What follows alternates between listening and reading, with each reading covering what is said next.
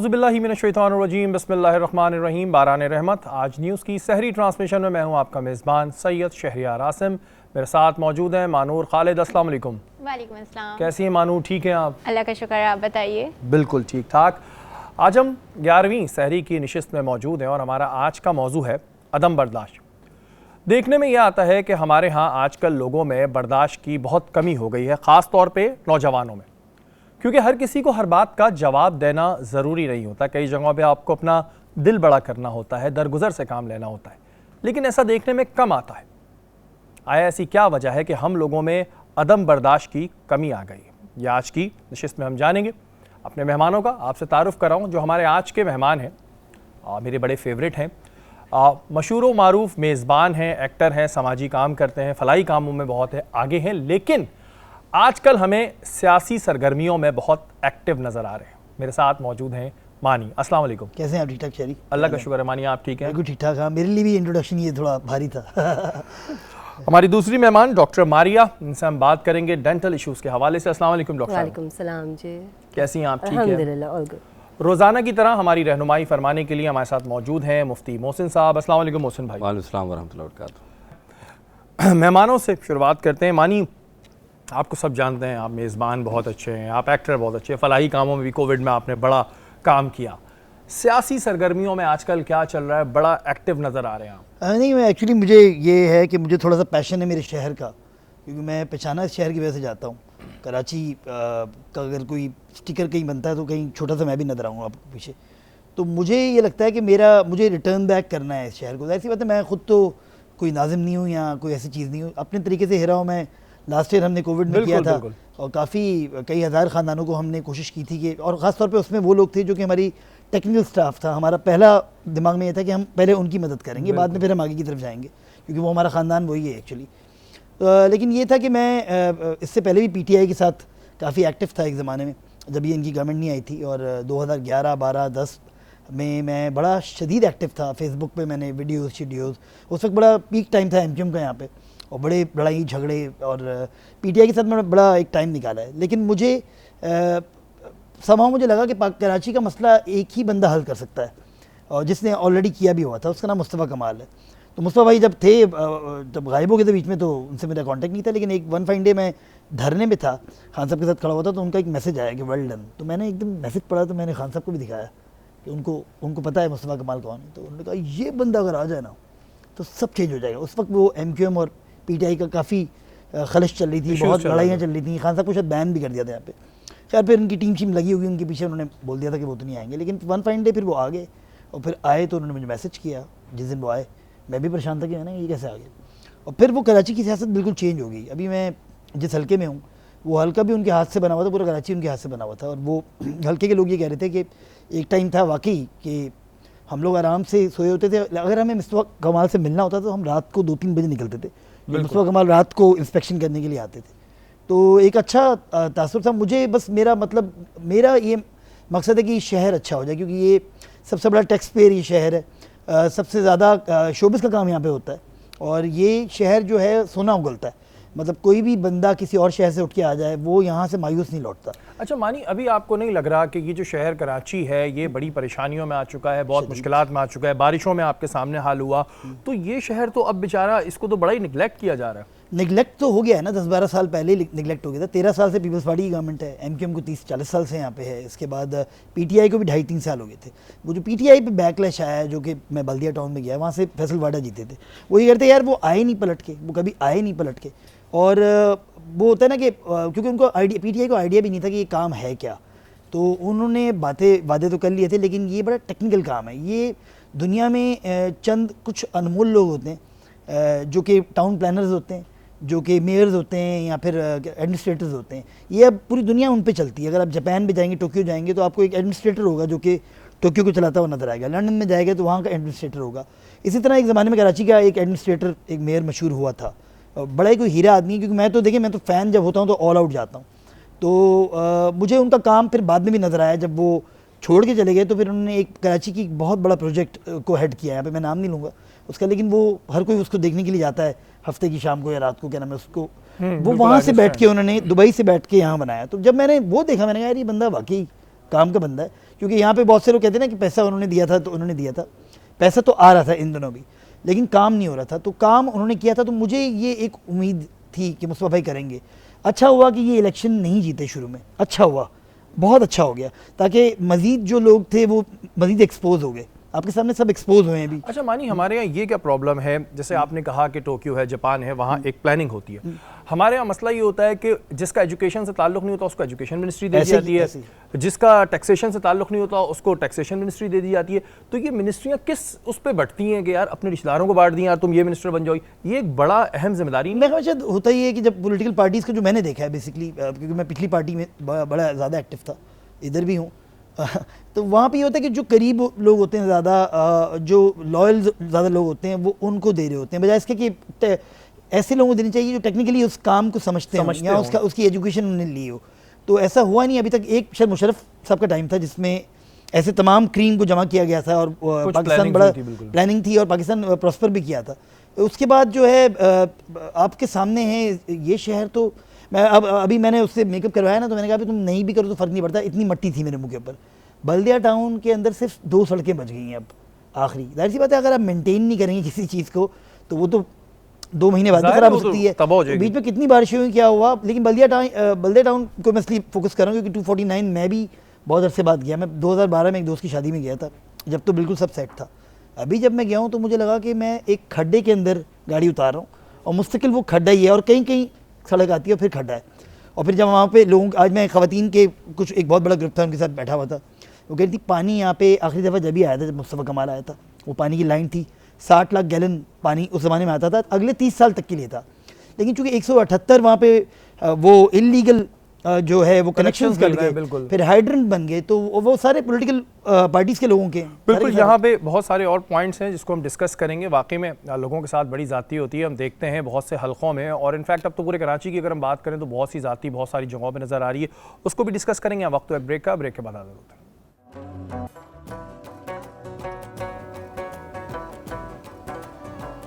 बाराने रहमत आज न्यूज़ की सहरी ट्रांसमिशन में एक बार फिर आपको खुशामदीद कहते हैं। ब्रेक में हमारी बड़े मज़े की बातें हो रही हैं, कोशिश करेंगे कि थोड़ी सेंसर करके आपको भी जो है हम वो सुनाएं।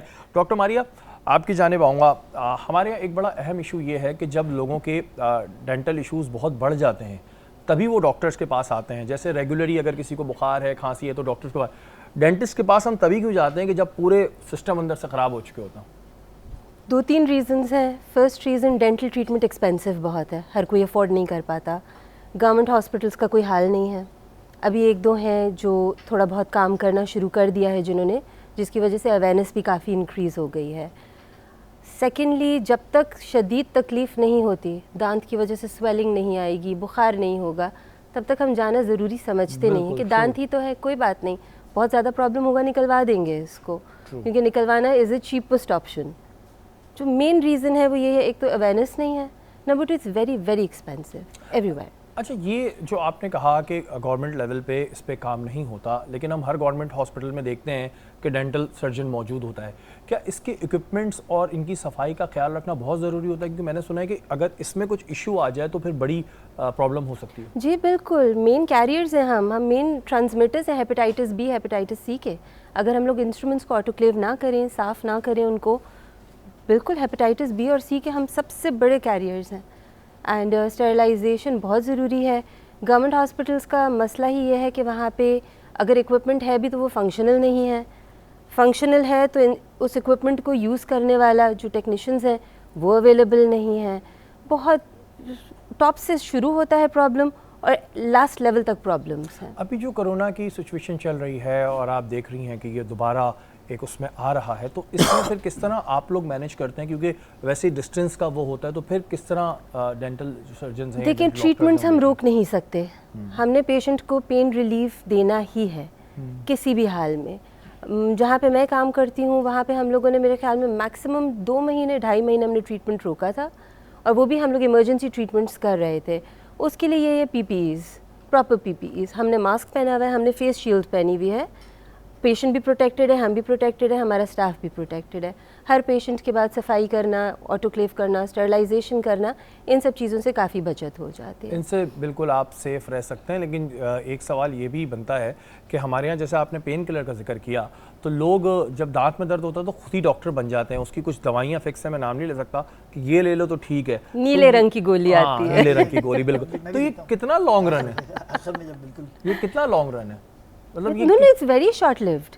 ये तो सिर्फ इमीडिएट पेन रिलीफ के लिए है। अल्टीमेटली आपने डॉक्टर को जाके दिखाना ही है, you don't have a choice, आपने जाना ही है। बिल्कुल जी, डॉक्टर को दिखाएं। और ये इसका भी अभी हम पूछें कितने कितने टाइम बाद दिखाते रहें, क्योंकि अगर आप शुरू में ही दिखा देंगे तो आपका कम खर्चा होगा, लेकिन जब आप पूरा काम ख़राब करके जाएंगे तो उस वक्त तक फिर कोई उसका वो नहीं है, फिर आपके पैसे ज़्यादा लगेंगे। पानी की बात हो रही थी जी। हर कोई बंदा कराची में स्पेशली पानी के लिए रोता नज़र आता है। हाइड्रेंट्स पे पानी 24 घंटे आता है, वहाँ से ट्रक के ट्रक भरते हैं, पैसों में जाते हैं, लेकिन हमारे नलकों में पानी नहीं आता। बल्दिया टाउन की भी ये सिचुएशन है। 60 लाख गैलन पानी दिया गया था, 2008 में इसका इनॉग्रेट हुआ था। और जो मुझे वहाँ के लोग बताते हैं कि कहते हैं कि 2 या 3 साल तक पानी आता रहा। जाहिर सी बात है, उस वक्त तक ही नाजिम थे, 2010 तक थे। उसके बाद कहते हैं अचानक से पानी गायब होना शुरू हुआ। ऐसे पहले एक एरिया से, एक यूसी से गायब हुआ, फिर दूसरी से गायब हुआ। और उन्होंने कहा कि मसला है, पानी आ नहीं रहा। पानी तो उतना ही आ रहा है, और पानी जो है ये अगले 30 साल तक का था। हुआ ये, जो पॉलिटिकल लोग थे, इसमें बहुत सारे MNAs MPs भी होंगे, बहुत सारे इसके अंदर आपका जो निज़ामत में रहे होंगे लोग, जो काउंसिल लेवल के होंगे, वो लोग भी थे। फिर इसके अंदर पुलिस भी होगी, बहुत सारी सिस्टम मिल के। आप तो ये काम करते हैं, आपको आइडिया कि एक बंदा अकेला नहीं कर सकता। बिल्कुल। एक कब्जा एक जगह पे होता है तो सब मिलके फिर खाना है, मिलके खाना। तो ये एक अरबों, पता नहीं कितने अरब, पता नहीं कितने मिलियन डॉलर का कराची में लोग पानी खरीदते हैं। मैं उस दिन वो एक रिपोर्ट पढ़ा था, कितने मिलियन डॉलर का पानी कराची वाले खरीदते हैं। तो आपके सामने वो पानी गया, लोग एक एक बूंद के लिए पिछले 13-14 साल से तरस के हैं। कुछ इलाकों में शायद कभी आता है, अच्छा जो पानी आ रहा है वो आ रहा है 6 घंटे आ रहा है एक साल में। एक साल में 6 घंटे बल्दिया टाउन में पानी आता है। अब इसको डिवाइड खुद ही कर लें। मुझे मुस्तफा भाई मुझे समझा रहे थे कि इतनी देर आता है पानी, पता नहीं 2 महीने में 1 घंटे के लिए आता है पानी, 2 महीने में 1 घंटे के लिए आता है। मानी तो वहाँ के लोग, कई ऐसे इलाके हैं जिसमें लोग बड़े गरीब हैं, उनके पास तो खाने को नहीं है, तो फिर किस तरह वो कर रहे हैं? पता नहीं उनकी जो भी इनकम होगी उसके अंदर से वो पैसे 15 से 20 हज़ार पे उनके पानी पे जा रहे हैं। और मज़े की बात ये वही पानी है जो कि पूरे शहर में बिक रहा है। इन्हीं का पानी चोरी होकर पूरे शहर में बिक रहा है, इन्हीं का पानी चोरी होकर इन्हीं को मिल रहा है। और इससे पहले यहाँ पे पानी और बिजली के हमें वजीर थे, फैसल वाडा जो थे, मेरे ख्याल में वो इस पोस्ट पे थे, इनकी पोस्ट रह चुकी है किसी ना किसी की। वो भी ये मसला नहीं हल कर पाए। सिंपल सा मसला है, हमें पता है कि किस तरह हल करना है। और इसका जो उन्होंने टाइम दिया, मुस्तफा भाई ने 6 महीने का टाइम दिया है, क्योंकि मुस्तफा भाई कह रहे हैं मेरे सामने ये 6 महीने बाद पानी तो हम ले आएंगे। सड़कों के लिए डेफिनेटली वो आपको एक सिस्टम बनाना पड़ेगा, पैसे चाहिए, जाहिर सी बात है, और फिर उसके लिए, लेकिन हम बगैर पैसे के पानी तो ले आएंगे। ये तो हमें पता है हम किस तरह ले आएंगे, हमें पूरा आइडिया है। अच्छा, बल्दियाती सेटअप अभी जो हमारा है, माजरत के साथ में किसी पॉलिटिकल पार्टी के अगेंस्ट या फेवर में बात नहीं कर रहा, लेकिन जो हकीकत है वो बल्दियाती सेटअप बड़ा डूबा हुआ है। अगर मैंने अभी शो किया था कि मैंने गवर्नमेंट हॉस्पिटल्स के वॉशरूम दिखाए थे, तो ना उधर पानी था ना सैनिटाइजर था, बुरा हाल था। हाँ, 20 सेकंड कहते हैं हाथों को धोएं भाई, किस चीज़ से धोएं। तो बल्दियाती सेटअप को किस तरह बेहतर किस तरह करेंगे? अगर मुस्तफा कमाल साहब आते हैं इन फ्यूचर, हम मान लेते हैं कि मेरे ख्याल में जब क्रेडिबल आदमी आता है ना, मैंने देखा है दुनिया भर में, इवन पाकिस्तान में भी, तो उसको बजट से मिलने शुरू हो जाते हैं। क्योंकि क्रेडिबल आदमी नहीं है तो जो पीछे चोर होता है वो कहता है यार अगले चोर को ना मिले, मैं ही खा जाऊँ। ये सिस्टम हमारे मुल्क में है, चल रहा है काफ़ी अर्से से। अभी जो सिस्टम पिछली गवर्नमेंट थी, ये इस पर तो बहुत बैकलैश है। मुझे तो हमदर्दी हो रही है उस पॉलिटिकल पार्टी से भी जो यहाँ से मेयर थे और उनकी टीम थी। वो लोग बिल्कुल बेचारे घुस नहीं पा रहे, क्योंकि उनका सेटअप था, वो चाहते तो एटलीस्ट कचरा उठा लेते और वो पानी की हाइड्रेंट जो इलीगल थे वो खत्म कर सकते थे। लेकिन मानी बल्दियाती सेटअप को पैसे तो सूबाई गवर्नमेंट देगी, बिल्कुल देती है। और अभी हमें ये भी समझ नहीं आ रहा कि बल्दियाती इंतखाबात होंगे नहीं होंगे, कब होंगे? होंगे सर, होंगे, इंशाल्लाह होंगे, क्योंकि लोग खुद ही निकल आएंगे। अब जिस तरह अब ये यहाँ के लोग बिलबिलाते हुए निकल आए, और ये अल्लाह की तरफ से हुआ कि ये बाई इलेक्शन हो रहा है, अल्लाह मियाँ की तरफ से हुआ है। और ये लोग डिफेंस में भी ये हालत है, यही हालत गुलशन में भी है, यही हालत नॉर्थ कराची में भी अभी बात कर रहे थे। तो लोग बिलबिला रहे हैं, लोग सड़ रहे हैं, लोग तप रहे हैं, लोग कह रहे हैं हम इतना टैक्स दे रहे हैं। 65% इस दफ़ा टैक्स इकट्ठा हुआ है इस बुरी हालत में भी कराची से। तो जब इतना टैक्स दिया जा रहा है, इतना माशी हब है ये, तो डेफिनेटली लोग सड़ खप रहे हैं। ऐसे ही फिर दहशतगर्द बनते हैं लोग, ऐसे ही फिर माइंडसेट करप्ट करने वाले पॉलिटिशियन बैठे होते हैं जो कि माइंडसेट करप्ट करते हैं। ऐसे फिर महाजर सिंधी बलोची का नारा लगता है, ऐसे इलाकों में लगता है। अच्छा मानी, जो हमारे यहाँ मैंने अब तक ऑब्जर्व किया है कि हमारी आवाम बिल्कुल परेशान है, आपकी बात बिल्कुल ठीक है। आवाज़ नहीं उठाते। ठीक है, एक लिमिटेड वे में कि एक बंदा सपोज आप खड़े हो जाएं तो आपके साथ आगे शुरू हो जाएंगे, लेकिन फिर बैठ जाती है। ये जज्बा कैसे उजागर करें कि भाई ये राइट वे है, इस पे आओ, ये किस तरह उनके अंदर जज्बा डालें? देखिए, जैसे पंजाब वगैरह में तो एक ज़बान के बोलने वाले लोग ज़्यादा रहते हैं। कराची का मसला भी है और मज़े की बात भी है, कराची में जो है वो कई ज़बानों के बोलने वाले रहते हैं। अच्छा, जो मैं बल्दिया टाउन की बात करूँगा, यहाँ पे एक ही गली में 10 मुख्तलिफ ज़बानों के बोलने वाले लोग रह रहे हैं। ये तासुर गलत था कि एक ज़बान के बोलने वाले लोग रहते हैं कराची में, ये तासुर मेरा भी था पहले, लेकिन ऐसा नहीं है। आप पता नहीं कौन सी ज़बान आपके दिमाग में आ रही है ना, वो ज़बान का बोलने वाला वहाँ पे है। इत्तेहाद टाउन आप जाएंगे, आप कहेंगे शायद ये कोई KPK का इलाका है, बाकायदा इतना हर तरह के लोग हैं। हाँ बिल्कुल। तो कहने का मतलब ये है कि जब एक कम्युनिटी होती है ना, एक ज़बान के बोलने वाले होती है, तो वो शहर को ओन करते हैं। मैंने तो ये नोट किया है। यहाँ पर कोई ऐसा बंदा ऊपर बैठा हो जो कि ओन करवा रहा हो ज़बरदस्ती उनको, तो ऐसा तो कुछ नहीं है। यहाँ पे बेशुमार लोग हैं, सबके अपने गांव देहात के और हैं, वेकेशन के लिए वो कहीं और जाते हैं अपने ही घर में। तो जैसे हम जैसे लोग हैं, हम तो कराची में पैदा हुए, यहीं पले बड़े, तो हम जैसे लोगों को आवाज़ बुलंद करनी चाहिए। पीछे इतना खौफज़दा माहौल था पिछले कोई 10, 15, 20, 25 साल कि वो जो ट्रॉमा है ना, उससे निकला नहीं इंसान। होता है ना कि आप शॉक से निकलते निकलते भी टाइम लगता है। जब हिटलर मर गया था ना, उसके भी 10 साल बाद जर्मनी में लगता था, मैं पूरी एक बायोग्राफी किसी की पढ़ रहा था, जर्मनी में लगता था लोगों को हिटलर अभी भी है, वो आ जाएगा, हिटलर अभी भी है, वो आ जाएगा। अच्छा मानी, इस खौफ की वजह से लोग बोलते नहीं। एक चीज़ है कि हमारे यहाँ एक चीज़ ये होती है कि जो हमारे सियासतदान होते हैं वही हमारे रोल मॉडल होते हैं। हर पार्टी के अपने अपने फॉलोवर्स होते हैं। हमारे सियासतदानों में हमें अदम बर्दाश्त की कमी नजर आती है। अगर आप ऐवानों में देखें तो वहाँ लड़ाइयाँ हो रही हैं, पॉलिटिकल शो लगा लें तो वहाँ लड़ाइयाँ हो रही हैं। तो क्या हमारे सियासतदान ही हमें ये मैसेज दे रहे हैं कि भाई लड़ जाओ? ऐसे ही हो रहा है। हम मार धाड़ की सियासत है। जज्बात में आके हमारे इलेक्शनों में कितने लोग मर जाते हैं बेचारे, गरीब लोग जज्बात में आके, ना उनका कोई पुरसाने हाल है, ना कोई उनको पूछता है। एक आध दफ़ा शायद वो पॉलिटिकल लीडर्स चले आते होंगे। तो ये गिमिक, सियासत एक गिमिक बन गया है, पैसे कमाने का अड्डा बन गया है बेसिकली। लोग जो हैं सियासत में इसलिए भी आ रहे हैं, बहुत सारे लोग जो हैं वो चाह रहे हैं इससे पैसा कमा लें, इससे जो भी अपना बैंक बैलेंस है उसको डबल कर लें। उसके लिए उनको मैटर नहीं कर रहा कि कितने मर रहे हैं कितने नहीं मर रहे। लेकिन ये चीज़ अब इवेंचुअली ख़त्म होगी, क्योंकि फेसबुक का ज़माना है, इंस्टाग्राम का ज़माना है, ट्विटर का ज़माना है। लोग समझ रहे हैं, लोग अंडरस्टैंड कर रहे हैं कि हम यूज़ हो रहे हैं बेसिकली। अभी भी जज्बाती हैं, ऐसी बात नहीं है, एकदम से नहीं हमारे कौम जो है ऐसा सही होगी, लेकिन अभी भी जज्बाती लोग हैं दोनों तरफ। वो पीछे से जब पैगाम हार्डकोर जाता है तो जो हार्डकोर उसका वर्कर होता है, जो भी होता है, वो फिर लड़ जाता है, और वो जब लड़ जाता है तो फिर आखिर में रिजल्ट आपको पता है। अच्छा मानी, इस वक्त में जो ये 249 में इलेक्शन हो रहा है, अब आपने देखा कि एकदम कोरोना की चीजें ज्यादा बढ़ना शुरू हुई हैं। SOPs के साथ आपको लगता है कि इन इलेक्शंस में कोई फर्क पड़ेगा, वोट डलने में फर्क पड़ेगा? कोई SOP है ही नहीं वहाँ पे। मुझे तो लग रहा है बल्दिया टाउन में मैंने किसी को, एक बंदे को भी मास्क पहनने, लेकिन अगर अभी SOP सख्त कर दी जाती हैं जो अभी कह रहे हैं आजकल, तो उसके बाद आप क्या देख रहे हैं? इलेक्शन में कितना कुछ फर्क पड़ने का चांस है? बाई इलेक्शन जो होता है ना, वैसे उसमें जो होते हैं वोट तनासब जो होता है वो बहुत मैक्सिमम गया, तो ये 10 का वाला गया है अभी। तो मेरे ख्याल में SOP से कोई फ़र्क नहीं पड़ेगा। हमारी कौम मैनेज करने वाली कौम नहीं होती, जुगाड़ू है, मैनेज कर लेगी, हाँ देख लेंगे, हाँ हो जाएगा, वैसी कौम है। क्योंकि इतने धोखे मिले हैं, इतने झटके मिले हैं कि वो अब शॉक प्रूफ हो गए हैं बेसिकली।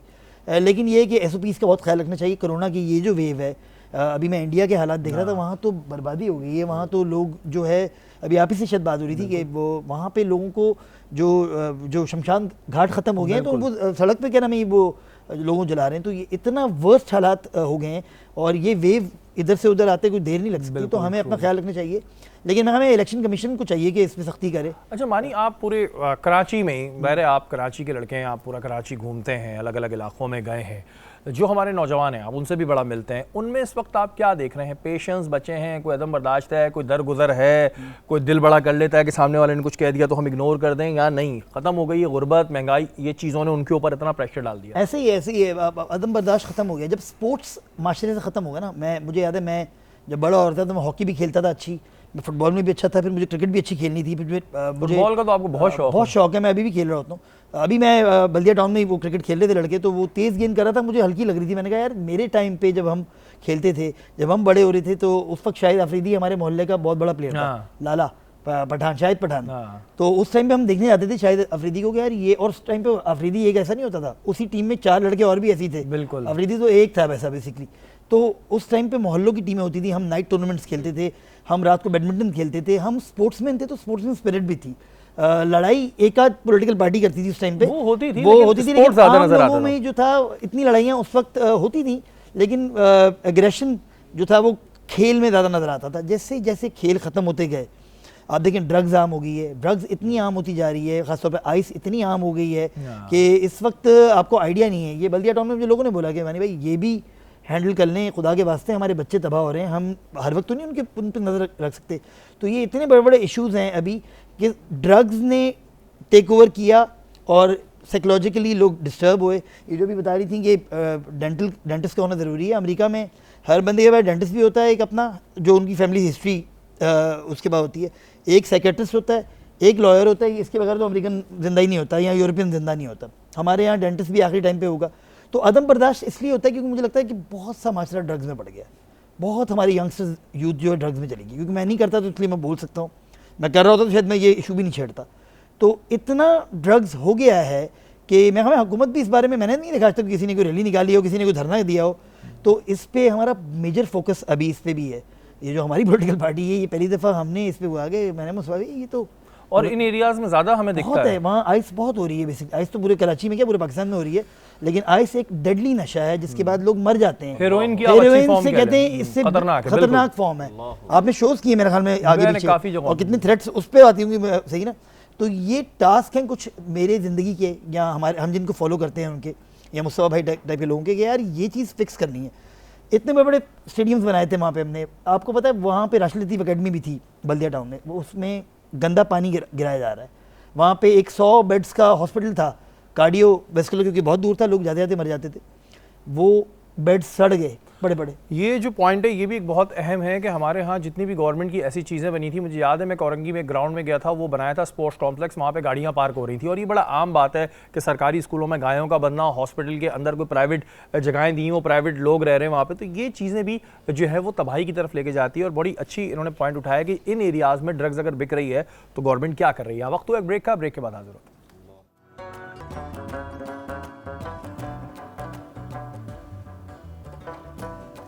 बारहान रहमत आज न्यूज़ की सहरी ट्रांसमिशन में एक बार फिर आपको खुशामदीद कहते हैं। मानूर, आपने सहरी तैयार कर ली है? बिल्कुल, आज मेरी आज सहरी बहुत जल्दी तैयार हो गई। उन्होंने भी कहा झटपट करो। क्या बनाया जनाब, ये बताएं। आज मैंने हरियाली कीमा बनाया है और ड्रिंक जो रखी है वो मैंने स्ट्रॉबेरी जूस रखा है, जिसमें मैंने जो हरियाली कीमा रखा है, आज इसमें मैंने कुछ भी रेड यूज़ नहीं किया, आज सारा इसमें ग्रीन कलर है। जैसे कि आप देख सकते हैं कि इसका ऑयल भी ग्रीन ग्रीन सा हो रहा है, ये आप देख सकते हैं इस वक्त। इसमें मैंने सबसे पहले हमारी कीमे को अदरक लहसुन के पेस्ट और ऑयल में और साबित गरम मसाले में अच्छे से भुनाई कर ली ताकि उसकी हीक भी निकल जाए और एक अरोमा उसमें समा जाए।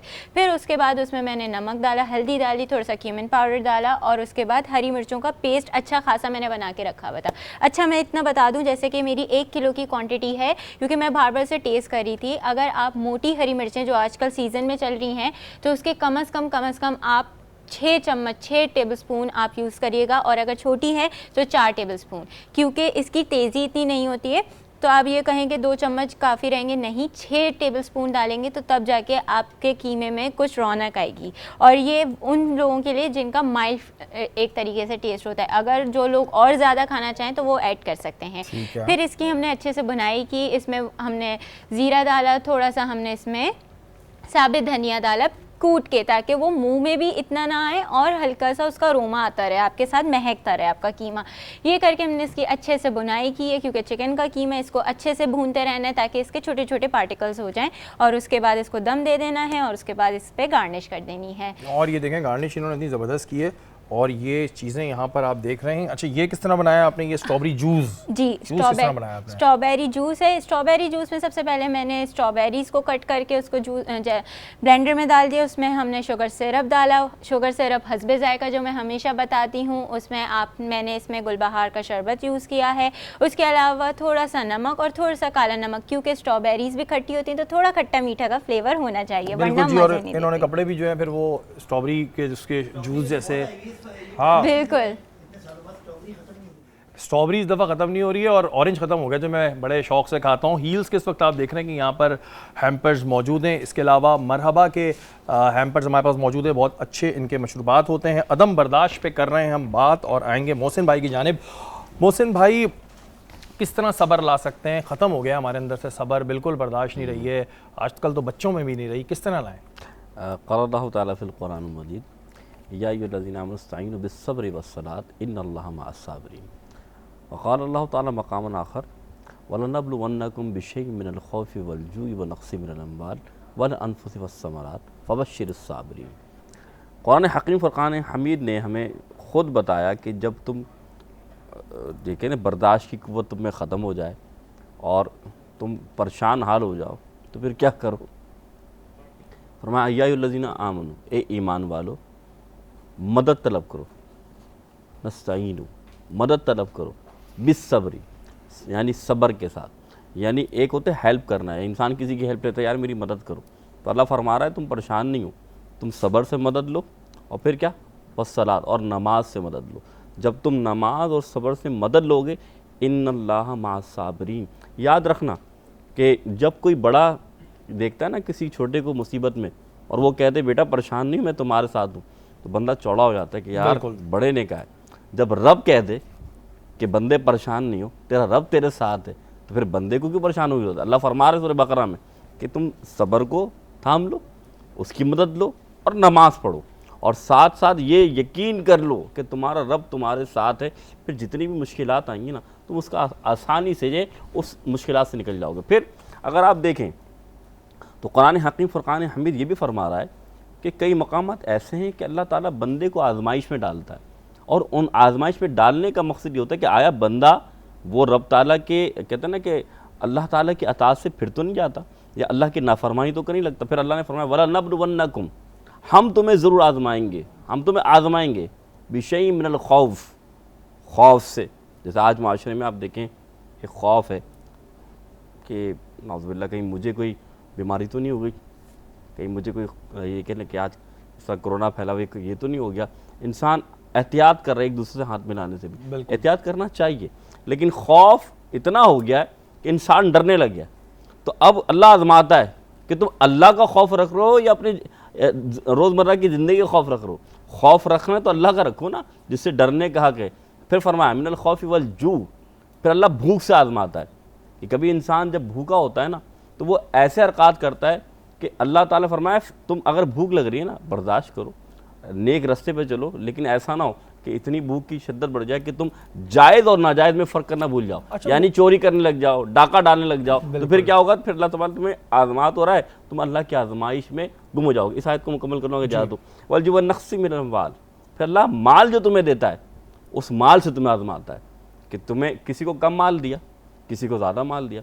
अब अल्लाह ने किसी को कम माल दिया तो उसके बारे में रसूल ने फरमाया अल्लाह ताला उस बंदे के लिए जो सब्र करता है, अगर थोड़ा माल है तो अगर थोड़ा माल किसी बंदे को दिया, रसूल ने फरमाया जिसके थोड़े माल पर वो राज़ी हो गया रब से, तो अल्लाह उसके थोड़े अमाल पर राज़ी हो जाएगा। सुभान अल्लाह। मकसद कहने का अब वही बात है कि अल्लाह ताला वैसे हमें अपनी आजमाइश में ना डाले, क्योंकि हम बड़े गुनहगार बंदे हैं, हम आजमाइश पे उतर नहीं पाते। तो मैं इस आयत को पूरा कर दूँ अगर आप याद हो। फिर फरमाया वल अनफुसी, फिर तुम्हारी जान से आजमाएंगे कि तुम्हारी जान में मकसद के कि इंसान सबसे ज़्यादा अपनी जान की केयर करता है कि यार मेरी ज़िंदगी को कोई नुकसान ना हो। फिर अल्लाह ताला फरमाता है वल अनफुसी व समरात, जो तुम्हें अल्लाह ताला ने ये जो नेमतें दी हैं, जैसे हम फल की सूरत में कहें या फूल की सूरत में या घर बार दिया, औलाद दी, ये सब नेमतें, तो अल्लाह इनसे आजमाता है। लेकिन इन सब में कामयाब कौन है? आखिर मेरा फरमा रहा है फबश्शिरिस साबिरीन, उनके लिए खुशखबरी जो सब्र करते हैं। तो मालूम ये चला कि ये तमाम लोग जो आजमाइश में अल्लाह ताला डाल रहा है, इनमें कामयाबी उस शख्स के लिए, चाहे खौफ में हो, चाहे भूख में हो, चाहे अपनी जान का माल हो, या फिर ये नेमतें जो दी हैं, अगर इसमें वो सब्र करता है तो अल्लाह फरमाता है उनके लिए खुशखबरी है। और क्या खुशखबरी है? बात इतनी सी कि जब अल्लाह की तरफ से उनसे मुसीबत पहुंचती है तो वो कहते हैं या अल्लाह हम तेरे हैं और तेरी तरफ लौट कर जाना है। और फिर इस सब्र का इनाम क्या मिलता है कि अल्लाह ताला फरमाता है मैं उनके साथ होता हूँ।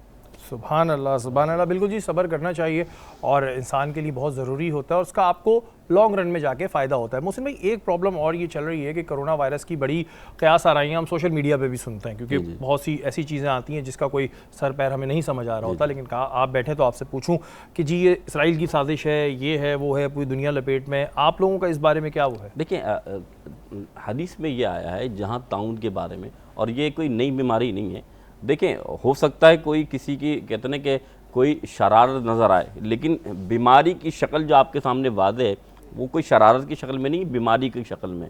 तो हम ज़ाहिर पर, शरीयत ज़ाहिर पर एतबार करती है, और ज़ाहिर पर एतबार ये कि रसूलुल्लाह सल्लल्लाहु अलैहि वसल्लम की हदीस है, क्या हदीस है कि जहाँ कहीं ताउन फैल जाए या ऐसा वबाई मर्ज फैल जाए, अगर तुम उस इलाके में हो तो वहाँ से बाहर ना निकलो और किसी और को उधर दाखिल मत होने दो। क्यों? क्योंकि वो दोनों इस वबा से बच जाएंगे, जो दाखिल भी नहीं होगा और जो बाहर नहीं निकलेगा। तो हम तो अल्लाह उसके रसूल की हदीस पर अमल करेंगे, और इस पर सब्र करने का मकसद ये कि जब इंसान को देखते ना भी जो फैला हुआ है, तो इंसान दौड़ रहा है, यार कोरोना आ रहा है, चलो वहाँ चले जाते हैं, यार वहाँ ठहर जाते हैं। अल्लाह के रसूल फरमा रहे हैं कि तुम अपनी जगह में ठहरे रहो।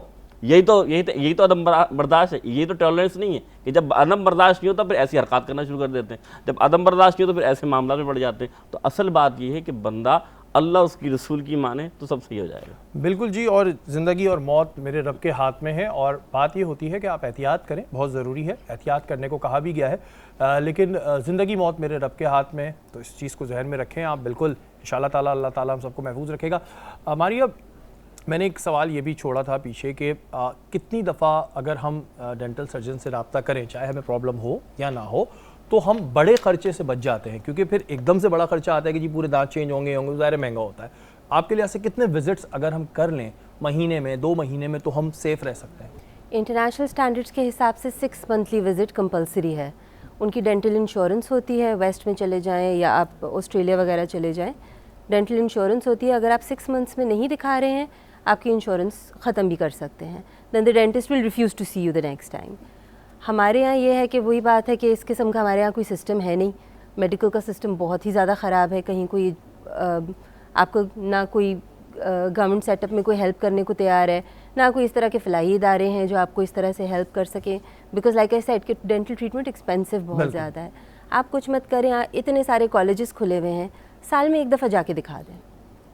स्टूडेंट्स सिर्फ प्रॉब्लम्स देखने के चक्कर में ही काफ़ी कुछ डायग्नोस करके आपको बता देंगे। अच्छा, तो वो काफ़ी हद तक चीज़ें इनिशियली ही कंट्रोल हो जाएंगी, ना आपको तकलीफ़ उठानी पड़ेगी, ना आपको ख़र्चा ज़्यादा करना पड़ेगा। अच्छा, जो लोग अमूमन इस चीज़ों का इस्तेमाल करते हैं, कराची में ये चीज़ बड़ी होती है, गुटखा, मावा और दूसरी चीज़ें, मुंह का कैंसर तो इससे होता है, ठीक है, लेकिन ये दांतों को कितना प्रॉब्लम करते हैं, और जो लोग अगर इसका इस्तेमाल कर रहे हैं पहले तो छोड़ दें, लेकिन अगर कर रहे हैं और वो चाह रहे हैं कि उनके दांत भी सही रहें, तो उसके लिए क्या करना चाहिए? एवरी 6 मंथ सफाई करवाएं, लाजमी है, क्योंकि इनकी जो इनमें केमिकल्स होते हैं ये बिल्डअप हो जाते हैं दांतों के ऊपर। उससे ये होता है कि मसूड़े और हड्डी नीचे जाने शुरू हो जाते हैं, दांत पूरा एक्सपोज हो जाता है। जब हड्डी की सपोर्ट नहीं रहेगी तो दांत हिलने शुरू हो जाते हैं। बहुत यंग एज में, अगर लेट्स सपोज अगर किसी ने 16 ईयर्स में ये खाना शुरू किया, मिड 20s में आके दे लूज देयर टीथ, दांत ही इनके गिर जाएंगे हिल के। जैसे अगर किसी ने यंग एज में खाना शुरू किया तो कितने साल की उम्र में दांत गिर जाएंगे उनके? तो 10 ईयर्स, 12 ईयर्स। अच्छा, और ये बड़ी अहम चीज़ इस वजह से है कि हमारे यहाँ ज़्यादातर लोग इसका इस्तेमाल करते हैं, जिसके बाद फिर ये प्रॉब्लम्स आते हैं। और बिल्कुल जैसे कि डॉक्टर साहब ने बताया कि आप इतने अगर विजिट्स कर लें तो इससे बच सकते हैं। मानी कराची का ये भी बड़ा मसला है, ये जो मैंने अभी उठाया है कि ये लड़के जो हैं ये इस चीज़ का इस्तेमाल पे लग जाते हैं कि जी मावा, गुटखा, ये पाबंदी लगती है, गवर्नमेंट की सख्ती होती है, लेकिन बिक सब जगह रहा है। वो लाइटर नोट पे पीछे आपने बात की थी ना, कराची के लोग आवाज़ बुलंद नहीं करते हैं यहाँ पे, वो इसलिए क्योंकि मुंह में गुटखा होता है, वो आवाज़ कैसे बुलंद करें उनकी बात ही। तो कहने का मतलब ये कि नहीं, ये तो देखें, ये तो मुझे लगता है कि अगर आप सस्ता तरीन नशा नहीं ज़िंदगी में जो होता है उनकी लाइफ में, वो कहते हैं यार कुछ भी नहीं है, चलो इसी से बिज़ी रहते हैं। वो बिज़ी रहते रहते रहते बेशुमार बीमारियों में मुब्तला हो जाते हैं।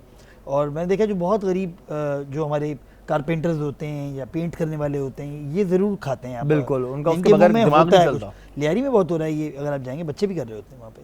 तो मेरा ख्याल में इसमें फिर इवेंचुअली अगर हम सब इस मुद्दे पे आ गए कि गवर्नमेंट्स होती हैं वो और लॉज होते हैं वो इतने अच्छे इंप्लीमेंट होते हैं कि ये सब चीज़ें जब हो सकती हैं, यहाँ पर मैं आवाज़ इकट्ठी कर सकते हैं, उठा सकते हैं। अभी आप किसी ड्रग माफिया पे शो कर देंगे, अगले दिन ही आपको वो बर्बाद कर देंगे किसी भी तरीके से। पहले तो आपको ब्राइब करेंगे, फिर वो आपको धमकियाँ देंगे, फिर वो एक आध हमला भी करवा देंगे। बिल्कुल। तो ये काम किसका होता है? ये काम हुकूमतों को होता है कि वो आपको सेफ्टी दे, वो आपको वार्न करे, या फिर वो इतना खौफजदा माहौल कर दे। बाहर के मुल्कों में हम क्यों नहीं करते बहुत सारी चीज़ें, डर के मारे नहीं करते। जो इंसान का जितना भी ये जो कानून है दुनिया का ये है, वो खौफ की वजह से है ना। मुझे याद है एक बार मैं कतर गया था जब ये एशियन गेम्स नहीं होते, उससे पहले वहाँ एक सिग्नल ख़राब था, पूरा दोहा सिग्नल को तोड़ रहा था उस वक्त। मैं बाद में गया तो खैर वो सिग्नल बन गया था, दोहा भी बन गया था, अब तो फुटबॉल वर्ल्ड कप हो रहा है वहाँ पे। तो सिर्फ खौफ की वजह से जो है ना वो सब चीज़ें चलती हैं। और जब पता होता है सामने वाले को ना कि कुछ हो जाएगा अगर मैं ये तोड़ूंगा या ये करूंगा, तो तब ही उन्हीं माशरों में ये चीज़ें होती हर माशरे में कम हो जाती हैं। लेकिन हमारे माशरे में इसकी खुलेआम होती है, ज़्यादा होती है, और इसका कोई रोकथाम नहीं है कि जो छापा मारने जा रहा है वही पैसे लेके जो है वो आगे हो जाता है। तो ये सब यहाँ पे जो है, देखिए ना, एक खातून थी कोई जो खाने पे छापा मारती थी, जो पंजाब में थी, वो कितनी मशहूर हो गई थी। बिल्कुल। एक कोई सही बंदा होता है तो वो आयशा मुमताज, वो कितनी पॉपुलर भी हो जाते हैं वो लोग, पता नहीं वो हैं या अच्छे नहीं। नहीं, अभी तो उनको भी हटा दिया गया कुछ मामलात की वजह से। अच्छा मानी, बल्दिया में क्योंकि आप इस वक्त वहाँ पे फोकस ज़्यादा है, इस वजह से मैं आपसे बार बार बल्दिया के सवाल भी कर रहा हूँ। आपने रास्ते पता चल गया। हाँ, अब आपसे रास्ते पता चल गया, मैं भी जाना होगा तो मानी से रब्ता करेंगे। गवर्नमेंट स्कूल्स का क्या आप इस वक्त वहाँ पे हाल देख रहे हैं? क्या विजिट करने का इत्तेफाक हुआ? अभी तो बहरहाल बंद होंगे, लेकिन क्या कुछ वहाँ से लोगों ने ये मसला आपके सामने लाए? यार गवर्नमेंट स्कूल्स एक तो हैं ही, उनके 2-3 ही हैं बेसिकली, जो पुराने किसी ज़माने में बने थे, लेकिन वो हाल वही है जो बाकी शहर के गवर्नमेंट या मुल्क के या सूबे के गवर्नमेंट स्कूल्स का है, ना होने वाला हाल है। अच्छा ही है कि अभी SOPs की वजह से बंद है, क्योंकि अगर वो खुले भी होते तो ना उसके अंदर कोई फैसिलिटी थी, ना वहाँ पे साफ़ पानी मिल रहा है वहाँ पे लोगों को, ना ही वहाँ पे कोई साफ़ खाना मिल रहा है, मतलब बुरसाने हाल है। ऊपर से एक मुझे गवर्नमेंट स्कूल का एक मुझे जो चीज़ बुरी लगती है कि वो एक टिपिकल एक कपड़े जो कि नज़र आता है जिससे जो डिस्क्रिमिनेट कर देता है बेसिकली, जिसको कपड़े भी वो बना के वो ठप्पा लगा देते हैं कि गवर्नमेंट स्कूल का बच्चा है। तो ये है कि वही है कि जिस ज़माने में ये चीज़ें हो रही थी, जिस ज़माने में सब चीज़ें सही हो रही थी, उस ज़माने में इस पर भी काम हो रहा था। मुझे याद है एक स्कूल जो था मुस्तफ़ा कमाल के टाइम पे ही, शहजाद रॉय का जो ज़िंदगी ट्रस्ट है, वो स्कूल उनको जो इसी इलाके में कहीं पे है बेसिकली, जो एक स्कूल रॉय के पास है, वो ये मुस्तफ़ा भाई ने अलॉट करवाया था किसी तरीके से, क्योंकि ऐसे लोग होते हैं जिनको के देनी चाहिए चीज़ें जो कि कुछ चेंजेस लेके आ रहे हैं। लेकिन ये कि फिर वो गवर्नमेंट स्कूल अगर आप जाके देखेंगे रॉय का, तो यूनिक स्कूल है, आप कहेंगे यार ये कोई नई चीज़ है, इस पर कोई नई तरह की पढ़ाई हो रही है, इसके गवर्नमेंट स्कूल के बच्चे ही हैं लेकिन कुछ और तरह का दिमाग चल रहा है। ज़ाहिर है उसको चला जो है वो लोग रहे हैं कि जिनका वो ताल्लुक नहीं है, मतलब हमें ऐसे लोगों को दे देने चाहिए सारे गवर्नमेंट स्कूल्स जिनका ताल्लुक दिल से तालीम के साथ है, जो रेवोल्यूशन लाना चाहते हैं, बजाय इसके गवर्नमेंट का काम, गवर्नमेंट इन चीज़ों में फेल हो गई है, आपके सामने ही है। हम बिलावजह में झूठ के लिबादे ओढ़े होते हैं और झूठ पे मुनाफिकत करे जाते हैं। एक चीज़ है ही नहीं। आप इंटीरियर में चले जाएंगे तो वहाँ तो गायें भैंसें बंदी होती हैं, इंटीरियर में जाएंगे तो ये हालात हैं। कराची में फिर भी स्कूल है लेकिन उसके जो हालात हैं वो भी बहुत ही अल्लाह माफ़ करे बुरे हैं। और हम जब अपने प्रोग्राम को रिकॉल करते हैं तो आपने वादी छुट्टी किया था एक ज़माने में, तो आप गवर्नमेंट स्कूल, मैंने भी किया था कुछ अर्से, आपने भी किया था, बिल्कुल। तो मैंने बहुत सारी कराची के स्कूल्स में किया, उसमें बहुत सारे गवर्नमेंट स्कूल्स भी थे, कुछ बाकी मॉडल स्कूल्स थे, बनाए हुए थे अच्छे, एक कुछ अच्छे भी और थे। अब जैसे जैसे टाइम आगे बढ़ रहा है वैसे वैसे हमें बुराइयों की तरफ ज़्यादा या मज़ीद बदहाली की तरफ जाते नज़र आ रहे हैं, जो कि एक बड़ी ही ख़तरनाक बात है। यहाँ वक्त एक ब्रेक के बाद हाज़िर होते हैं। बारान रहमत, आज न्यूज़ की सहरी ट्रांसमिशन एक बार फिर आपको खुशामदीद कहते हैं और सहरी का दस्तरखान हमारा लगा हुआ है। और अब हम डॉक्टर साहब से पूछेंगे, डॉक्टर साहब कैसा लगा आपको, कौन सा कीमा है? हरियाली कीमा। हरियाली बनना लग रहा है, हरियाली बनना होता है, हमने कीमा ही बना दिया। नहीं, बहुत अच्छा बना है और ऑयल फ्री है, बहुत अच्छा है। आपको है वैसे डॉक्टर साहब कुकिंग का शौक करती हैं? जी जी, बहुत ज़्यादा। बहुत ज़्यादा। तो किस तरह निकल जाता है इस प्रोफेशन में? मतलब ज़ाहिर है आप ये भी देख रही हैं, कुकिंग भी कर रही हैं, बच्चों को अपने हाथ का ही खाना खिलाना पड़ता है, किसी और के हाथ से खिला नहीं सकते, एंड हो जाता है मैनेज। जब there is a will there is a way. शौक भी है, घर वालों को भी बहुत शौक है खाने का, टाइम निकल जाता है। अच्छा, मैंने सुना है कि वैसे आपके हस्बैंड वो भी डॉक्टर हैं, हमारी पहले ट्रांसमिशंस में आ भी चुके हैं, उनको ज़्यादा खाने का शौक है तो उनकी फरमाइशें होती हैं, और उनको खाना पकाने का भी बहुत शौक है। अरे वाह, ये अच्छी बात है, ये वैसे बड़ी अच्छी बात है। So there are days when I don't want to cook, तो वो किचन में होते हैं, हेल्पर होता है उनके साथ, बट ही मैनेजेस वेल माशाल्लाह। ग्रेट। मानी ने तो तारीफ करी थी, कैसा अच्छा, बहुत मज़े का, क्योंकि मुझे भूख लगी हुई थी।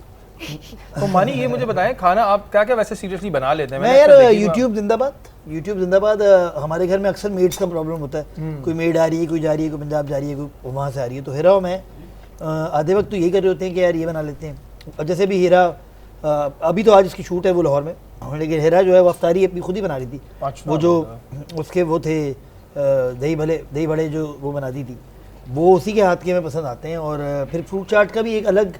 अच्छा, ये रमजानों में खाने का मजा क्यों आता है यार? पता नहीं, ये समझ लाल शरबत से लेकर ये सब चीजें रमजान में मजा आ रहा था कि अब हमें रोजा होता है और उसके बाद फिर वो अर्ज बढ़ जाती है। और एक पेटेंट स्टाइल है हमारे पाकिस्तानियों खास तौर पे, फ्रूट चाट अगर ना हो वैसी, अमरूद ढूंढने पड़ते हैं यार कसम से, मिल नहीं रहे, और तुम कह रहे थे कीनू नहीं, कीनू मिल रहा है लेकिन निचोड़ने के लिए मिल रहा है खाली। हाँ, मतलब वो टेस्ट नहीं आ रहा ना वाला। अब ये कि लाल शरबत, वो पीला नीला शरबत भी लोग ऊपर डाल देते हैं, ये इसकी टेक्निक्स हैं बहुत सारी, उसको मज़ा देने के लिए एसेंस डाल देते हैं। तो मेरा तो ये फेवरेट होता है, पकोड़े समोसे ये तो हम खाते हैं। और फिर उससे मेरा ये होता है कि जिम जाता हूँ पहले, अफ्तारी से पहले जिम कर लेता हूँ, आज मेरा मिस हो गया वैसे, लेकिन जिम पहले करता हूँ, बाद में रोज़ा खोलता हूँ, क्योंकि ये बेस्ट है आपका कि आप बर्न करें और फिर आप मीठा वीठा जो भी है, क्योंकि मीठा चाहिए होता है। और ये वैसे वो जो मिसेज ऐसी बड़ी खुशनसीब होती है कि जिनको शौहर को बनाने का शौक हो, ये एक बड़ी बात होती है। नाश्ता बनाता हूँ, नाश्ता तो मेरा ही, क्योंकि मैं किसी को ज़्यादा हाथ नहीं लगाने देता। नाश्ता वो होता है कि मैं हमेशा वो कोई नया ऑमलेट, कोई नया अंग्रेजी खाना नाश्ता यहाँ। तो मानी ये शौक मतलब किस तरह, मतलब एक होता है ना कि कोई तो ऐसा हुआ होगा, आपकी एक सिस्टर है, बाकी तो आप भाई हैं सारे। नहीं, मेरा ये हुआ जब मैं मशहूर होना शुरू हुआ 2001-2 में, तो मेरा कैंपेन्स मैंने बहुत करनी शुरू की, तो मैं मुख्तलिफ होटलों में रुका हूँ बहुत जाके, यहाँ पे भी, पाकिस्तान से बाहर भी। तो मुझे वो सुबह वो जो शेफ़ खड़ा होता था ना, जिस तरह वो ऑमलेट बनाता है, मुझे वो बड़ा फैसिनेट करता है और मुझे मज़े का भी लगता है, इसलिए मैं किसी होटल में बैठी फ्लिप करना, तो वो मुझे फिर मैंने सीखा फ्लिप करना जो है, फिर मैंने सीखा कि ये किस तरह होता है। फिर मैं नई नई चीज़ें, क्योंकि आप कहीं किसी रेस्टोरेंट में जाते हैं आपको मज़े की लगती हैं। जैसे एक दफ़ा एक रेस्टोरेंट का हम प्रॉन की फलान डिश खाते थे हिराव में, एक दफ़ा गए तो उन्होंने कहा वो ख़त्म कर दिया हमने कहा उसी वक्त हम उठ के चले गए, हमने खुद बनाएंगे, अंदाजे से बनाई, कुछ यूट्यूब निकाल के बनाई, वैसी बन गई। तो ये है कि बन सकती हैं चीज़ें, ऐसी बात नहीं है। कुछ लोगों के हाथ में जायका भी होता है। हाँ। तो हिरा में जो है वो, अच्छा, लड़कों के हाथ में ज़्यादा जायका होता है जो बनाने वाले, बिल्कुल है, लेकिन हिरा के कुछ खाने बड़े मज़े के होते हैं। कुछ जैसे दाल चावल वो बहुत नए तरीके से बनाती है, साथ में मुस्लिम्स भी रख देती है, पापड़ भी रख देती है, वो कुछ नया टच देती है, अचार उचार रख के उसको हैपनिंग बना देती है। जैसे मेरे बच्चे बड़े शौक से दाल चावल खाते हैं, मेरे बच्चे, जैसे मेरी अम्मी वो बहुत सी बनाती हैं आपका सब्जियों में गोश्त, सब्जी वैसे तो अलग, सब्जियों के साथ गोश्त। तो कुछ चीज़ें होती हैं आपको इंटरेस्टिंग बनानी पड़ती हैं। जैसे बच्चे मेरे आजकल जो है चिकन विकन पे ज़्यादा है, तो मेरी बड़ी इस वक्त जो है ना, जो सारा टेंशन का जो इतनी चिकन तो पता नहीं कौन से हार्मोन की है, वो तो है ही ब्राइडर, वो जो एक आजकल चल भी रहा है क्लिप बेसिकली कि वो चिकन ही नहीं है, तो वो जो है वो एक टेंशन होती है, क्योंकि अब वो फुटबॉल तो खेलते हैं लेकिन जितना हम बर्न करते थे वो उतना बच्चे बर्न नहीं नहीं कर करते। पाते। बिल्कुल, हम इस पे आपको शो रखना चाहिए अगला, कि पहले के खेल जो थे वो क्या थे, जिसकी वजह से बच्चे खेलते कूदते ही खत्म कर देते थे। अच्छा, बड़े इंटरेस्टिंग गेम होते थे, पिट्टू बारी, पकड़म पकड़ाई, पिट्टू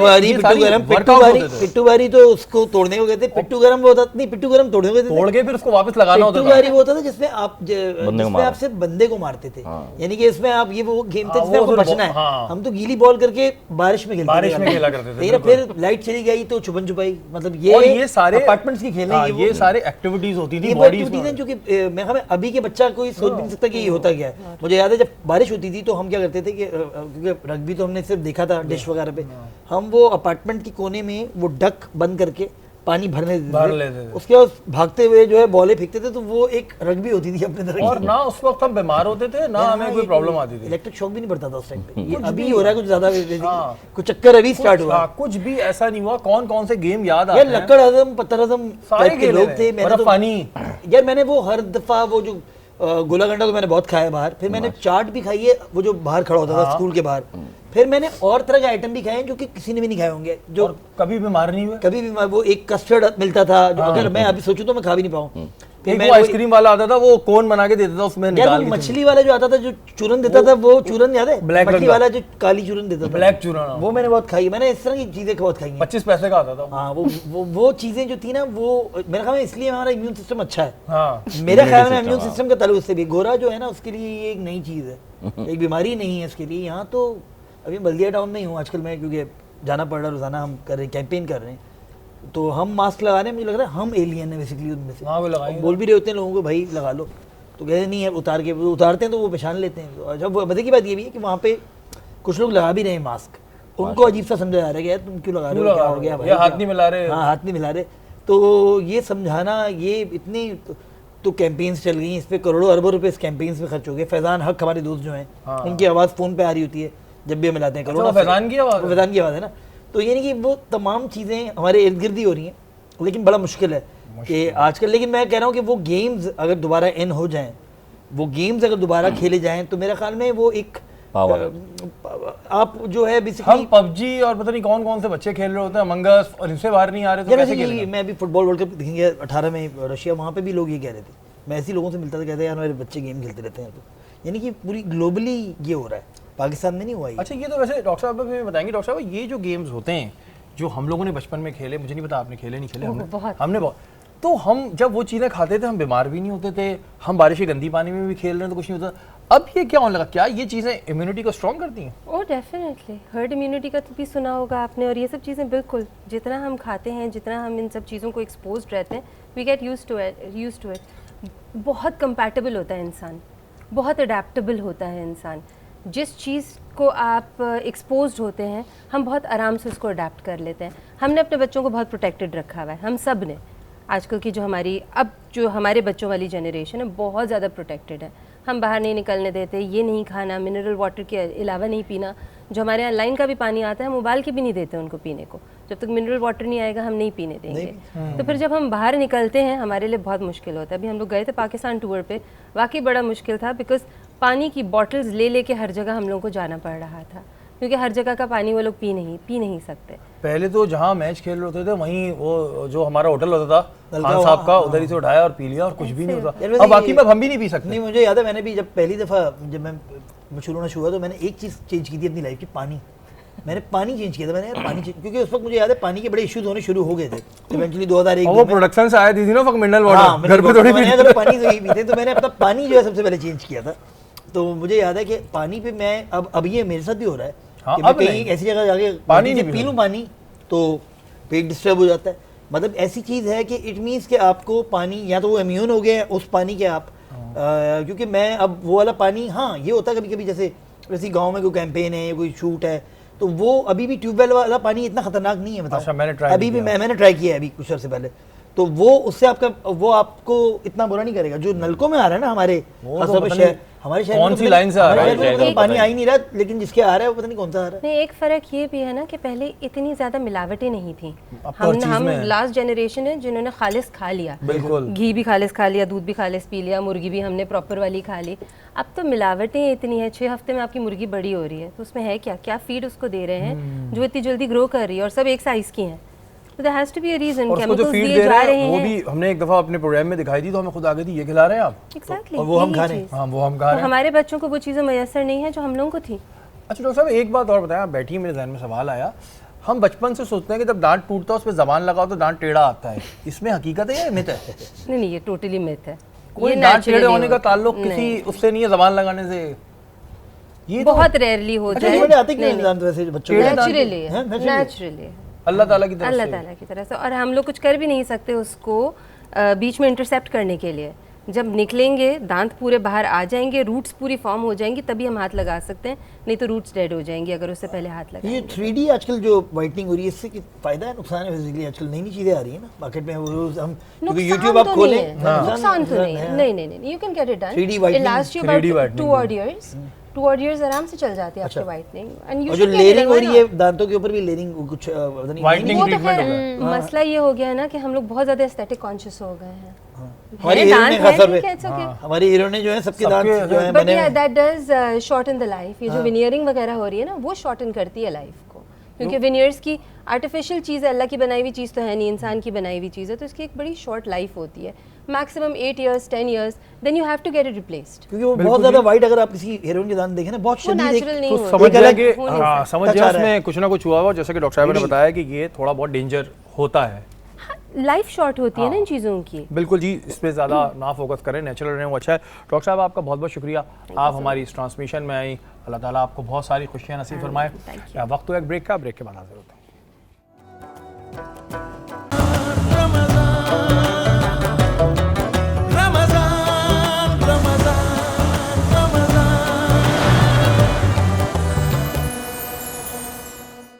बड़ा अहम वक्त होता है जी, ज़्यादा से ज़्यादा दुआ करें जितनी हो सके, और इस वक्त जो कोरोना की सूरत हाल है जो दूसरे मुल्कों में भी फैल रहा है, पाकिस्तान में भी थोड़ी हमें चीज़ें नज़र आ रही है। दुआ करें जहाँ जहाँ मुसलमान हैं, चाहे इंडिया में हैं या जहाँ जहाँ लोग हैं, अल्लाह ताला उनको अपने हिफ्ज़ अमान में रखे और इस वबा को जल्द से जल्द ख़त्म करे। मानूर, कुछ आपके सवाल हैं मोहसिन भाई के लिए? बिल्कुल मुफ्ती साहब, आपसे मेरा सवाल है कि हमें किन जगहों पे बर्दाश्त से काम नहीं लेना चाहिए? जी बिस्मिल्लाह रहमान रहीम।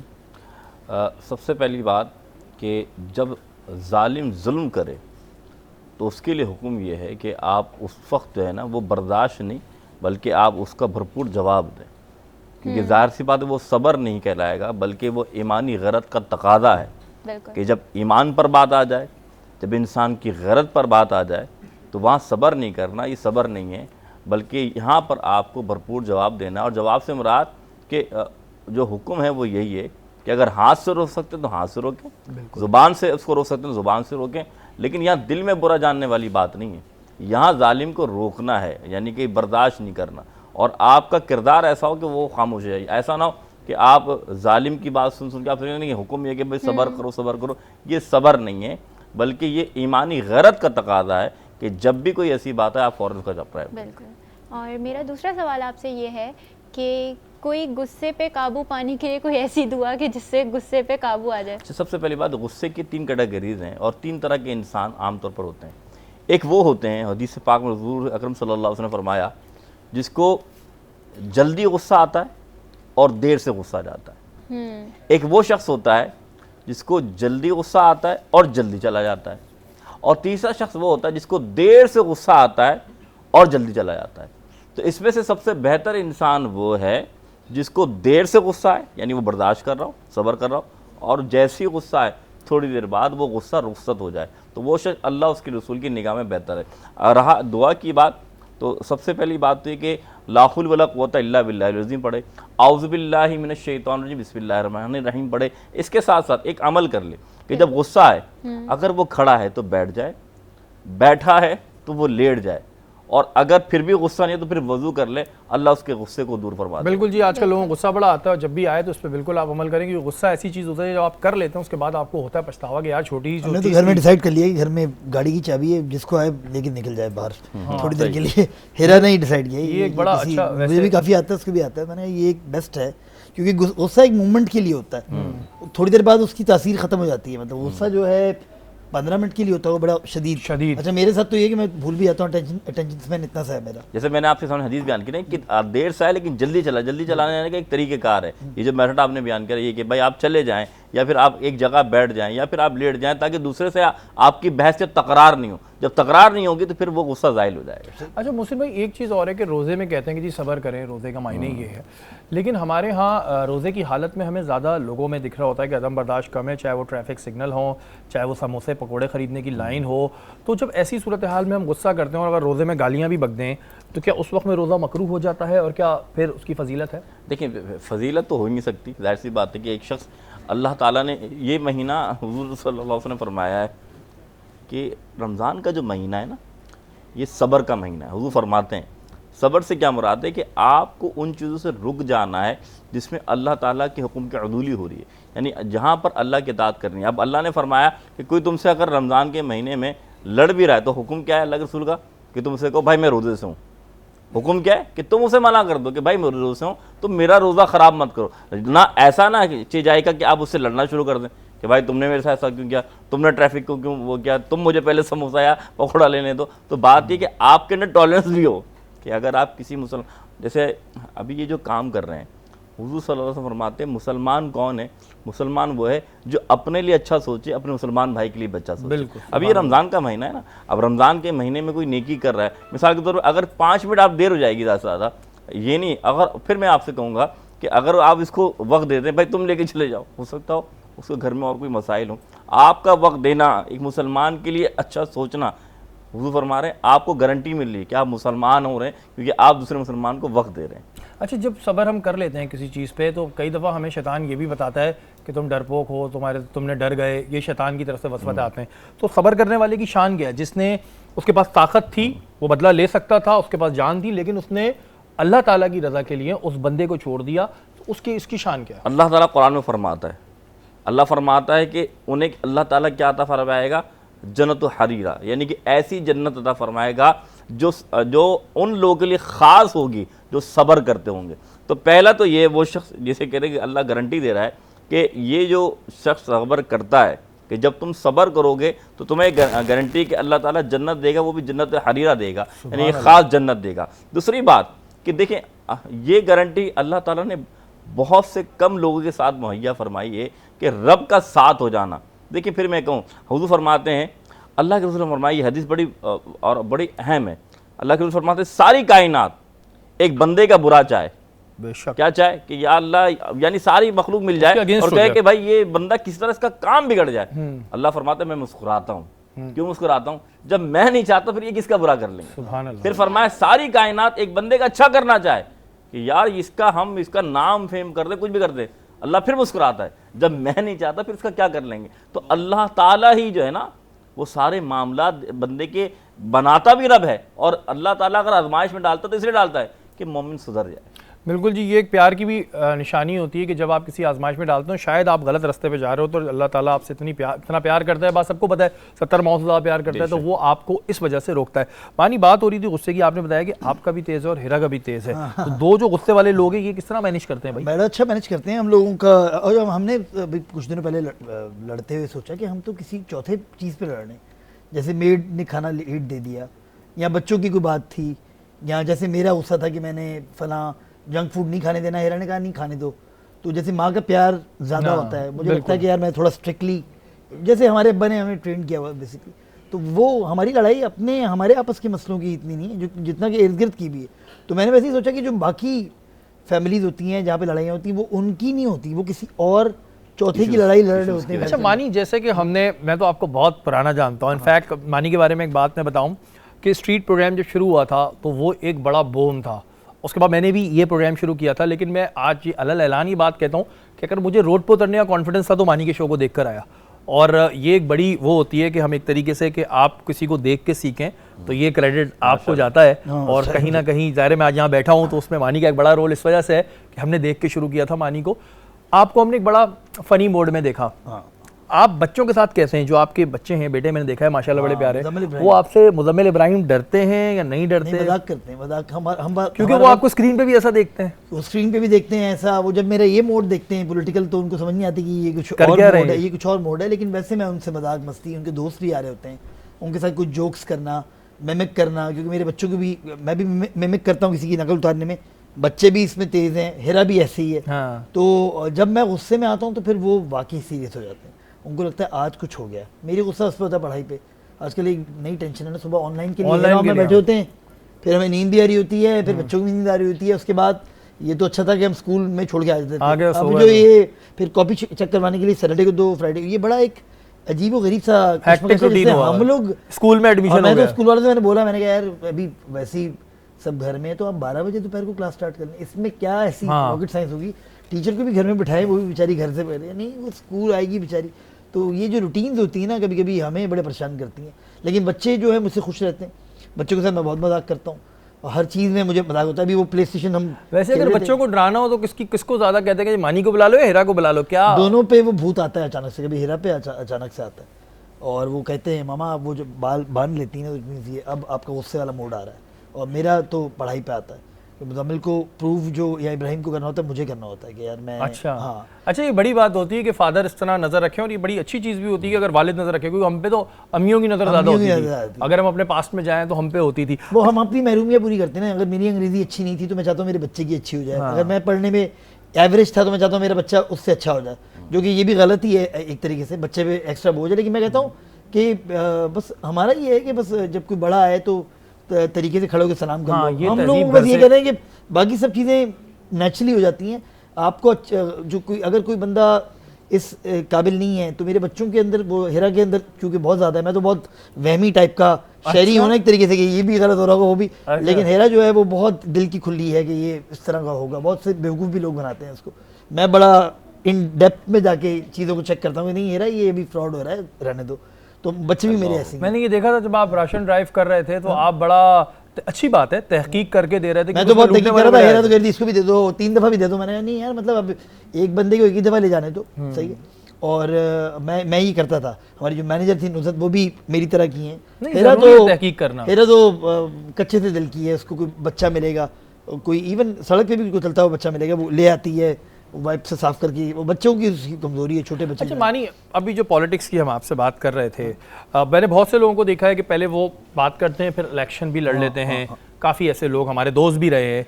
तो आपका कोई इरादा है इलेक्शन लड़ने का? और क्या ये तो नहीं होगा कि आज जो मानी बैठा हुआ यहाँ पर एक बड़ी अच्छी बात कर रहा है और हम तो जानते हैं कि अच्छा इंसान है, कल को पॉलिटिशियन बनने के बाद जी फिर मैं मानी को भी ढूंढ रहा हूँ कि हमारी भाई पानी नहीं आ रहा? नहीं, वो हुआ ये PS 116 का एक बाई इलेक्शन था, PTI जब थी और MQM का जब पीक था, अब तो नहीं है। तो उस वक्त वो मैंने बाई इलेक्शन में आया, तो जब मैं वो सिस्टम से गुजरा कि मैंने एक बैंक अकाउंट नया बनाया और फिर करेक्टर सर्टिफिकेट, मैंने कहा ये बड़ा मुश्किल काम है।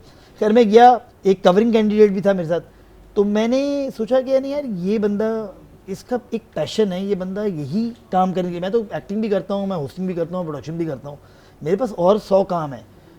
बेशक मेरे दिल में दर्द था मेरे शहर के जो अभी तक है, तो मैंने विड्रॉ किया फिर उसके हक में, मैं क्योंकि दो कैंडिडेट होते हैं, तो मैं विड्रॉ कर गया। इसके बाद दोबारा जब इलेक्शन होने लगे थे, तो इसी जो पार्टी बरसरे इक़्तिदार है, एक बड़े नाम ने, जो कि इस वक्त सबसे बड़ा नाम है, उसके नीचे जो है, उन्होंने मुझे फ़ोन किया, उन्होंने कहा कि तुम इलेक्शन लड़ोगे। मैं नहीं इलेक्शन नहीं लड़ा। तो रीजन क्या है मानी? देखें, अगर आप जैसे लोग नहीं आएंगे, अगर देखिए आप एक दर्द रखते हैं, नेचुरल दर्द रखते हैं, आप पैसा कमाने के लिए नहीं आ रहे, फेम के लिए नहीं आ रहे, दोनों चीज़ अल्लाह ताला ने आपको दे दी है, लेकिन अगर आप जैसे लोग नहीं आएंगे तो फिर चेंज कैसे आएगा? पीछे से बैठ के तो चेंज आएगा। जैसे मैंने मुस्तफा भाई को बोला कि जैसे मुझे उनकी पार्टी में कोई ओहदा नहीं है मेरे पास, ऐसा जो ओहदा नहीं लिया मैंने। उसकी वजह क्या थी कि मुझे पता है जब ये आ जाएंगे, जो कि आना भी है, जाहिर सी बात है, हर जगह पे मसले मसाइल होते हैं, हर जगह पे ऊंच नीच होती है, हर जगह पे अच्छे बुरे लोग भी होते हैं, और इनको ट्रैक पे रखने के लिए मैं आऊँगा पीछे, मैं उनको आईना दिखाता रहूँगा हर दिन मुस्तफा कमाल को कि भाईजान ये आपने बोला था, याद है, अब ये भी करेंगे, आप पानी भी लेके आ जाएंगे। अगर उतना मुझे पता है कि वो लेके आएगा, क्योंकि अभी हम बात कर रहे थे थोड़ी देर पहले कि अगर किसी पॉलिटिकल पार्टी को अब पहले 20 साल मिलते थे, अब 2.5 साल मिल रहे हैं, अगले वाली को 8 महीने मिलेंगे प्रूव करने के लिए। लोग इतनी जल्दी माइंडसेट चेंज कर रहे हैं। तो मेरा ख्याल में मेरे से अच्छा गाइड करने वाला कोई नहीं होगा कि मैं अंदर, इवन जब PSP के अंदर कोई कंप्लेंट्स हमें मिलती हैं कुछ लड़कों की, तो मैं तो प्रॉपरली जाके फ़ोन वोन करके जो है वो सेट करता हूँ मामला।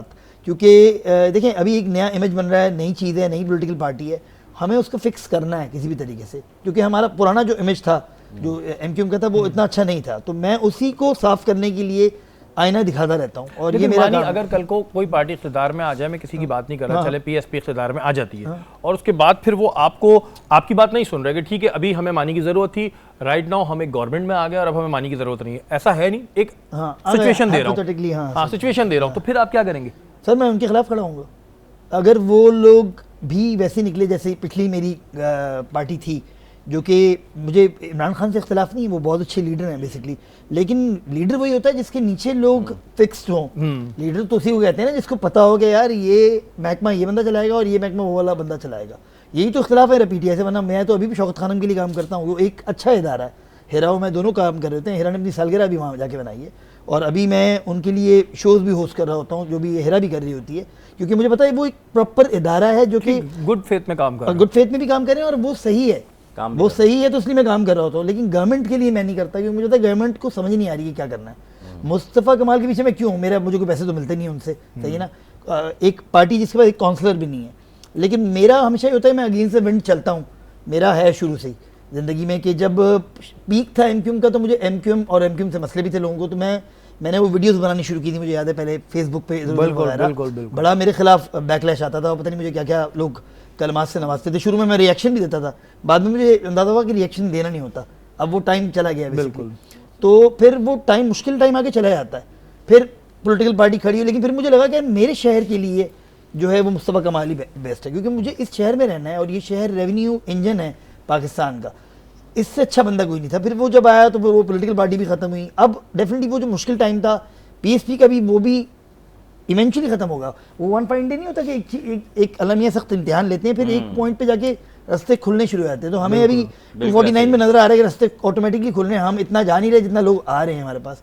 तो बस अल्लाह मियाँ ने एक सिस्टम बनाना होता है, एक वन फाइन डे सही बात लोगों के दिल में आ जाती है। मेरा भी यही काम है, मैं सही की तलाश में निकलूँ और मैं बताता रहूँ। और अगर मेरे अपने भी डी ट्रैक हों, जो कि मुझे पता है मुस्तफ़ा भाई तो नहीं होंगे कम से कम, लेकिन अगर उनके नीचे भी इर्द के लोग भी होंगे, तो मेरा काम है आईना दिखाना, कि मैं उनको बताऊंगा कि मुस्तफ़ा भाई ये यूँ है और ये यूँ हो रहा है। अभी जैसे 6 महीने का हमारा वादा है पानी का, जो कि कोई भी नहीं कर सकता।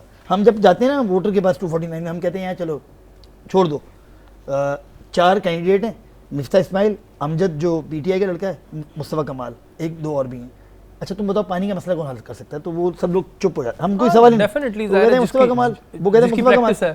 तो बस हम तो, हमारी कैंपेन ही है कि हमें जो है बेसिकली हमें इम्पॉसिबल, बहुत मुश्किल हल्का है शरीय। अब आपको एक दफ़ा आना है वहाँ पे, बिल्कुल इंशाल्लाह। बहुत बर्बाद हुआ है, लेकिन हमें मज़ा ही उस काम में आता है कि इम्पॉसिबल चीज़, टास्क को लें और उसको फिक्स कर दें।